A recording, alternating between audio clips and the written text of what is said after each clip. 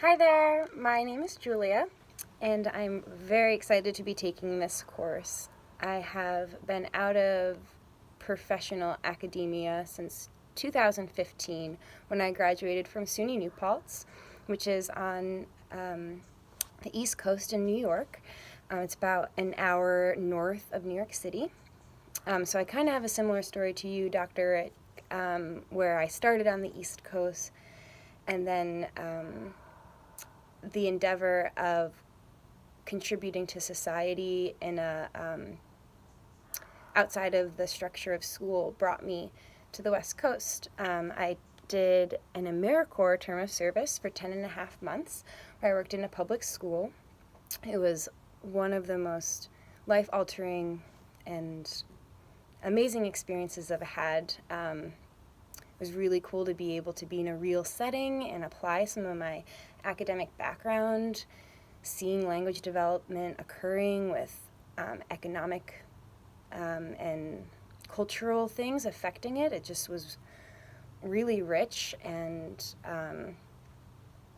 really tested my sense of responsibility at living by myself in a foreign city for the first time, and being on an AmeriCorps budget, which I don't know if you know, it's a government stipend, so that was also a challenge and really rewarding to figure it out and see that when your heart is in the right place, things work out. So here I am now from after my year of service in Seattle.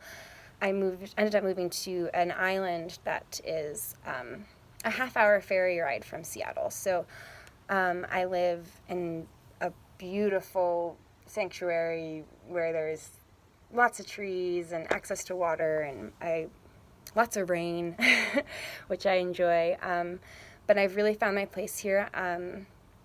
I work for the Boys and Girls Club part-time, which I get to still contribute in that very meaningful way that I referred to when I was working as an AmeriCorps service member. And then I'm also a home care aide for a young girl that has autism. And this has just been one of the most rewarding experiences ever. I know I said that about the AmeriCorps one, but this has just been so mind-expanding, and it's totally turned my head upside down as to my professional goals. I think her neuroanatomy and her processing just moves me to want to understand what's going on more. So I've already started conducting some of my own research. My favorite cranial nerve is the vagus. I hope we have a unit on that. I see our first one is the central nervous system. I'm really into that, really into learning more about that, because the polyvagal theory explains how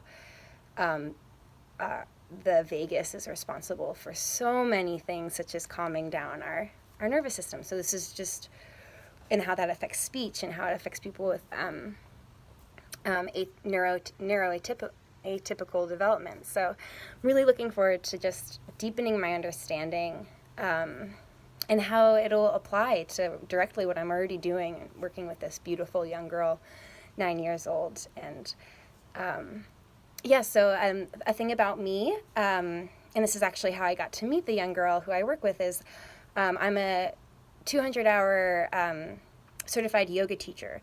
So the way that I integrated my passions was by volunteering for this studio that has a yoga for the special child class once a week. So I was able to utilize my educational background with this other avenue that really merged so nicely together. And I was work with a physical therapist who started this program, and there I met this family that was looking for additional services. So I was able to get registered through Department of Social Health Services, and now I'm a Washington State home care aide, which is wonderful.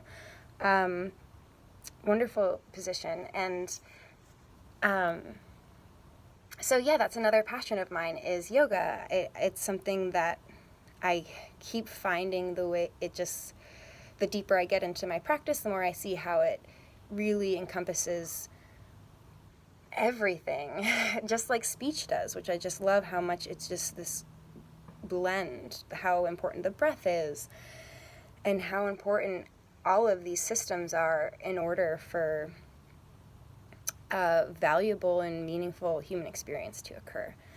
So that's a little bit about me.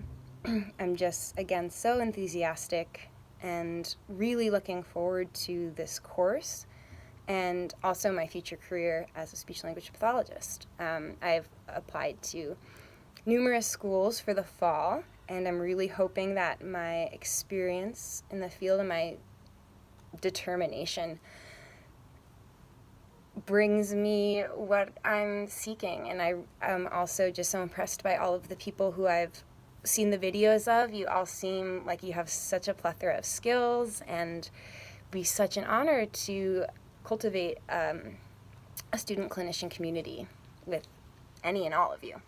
So I'm looking forward to seeing more of the videos and hopefully find myself in Oregon someday. All right, cheers!